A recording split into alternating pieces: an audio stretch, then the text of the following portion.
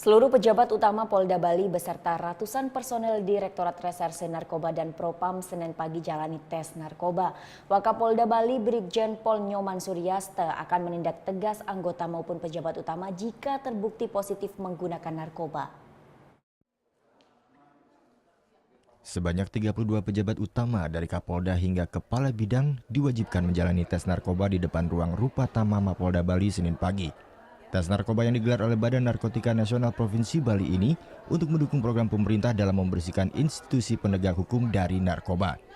Wakapolda Bali Brigjen Pol Nyoman Suryaste yang ikut tes urin menyambut positif pemeriksaan narkoba terhadap anggota Polri. Membuktikan bahwa kita itu konsisten dan mendukung program pemerintah untuk pemberantasan narkoba ini. Kita tidak main-main untuk ini, termasuk pejabat utama. Dan saya juga tes kan.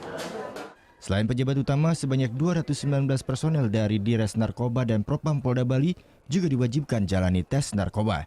Wakapolda akan memberi sanksi tegas sesuai aturan kode etik jika ada pejabat maupun anggota yang terbukti menyalahgunakan narkoba. Pemeriksaan narkoba terhadap aparat Polda Bali ini merupakan yang kedua dalam tahun 2016. Pada pemeriksaan pertama lalu, tidak ditemukan anggota yang positif menggunakan narkoba. Muhammad Hasanuddin melaporkan untuk NET.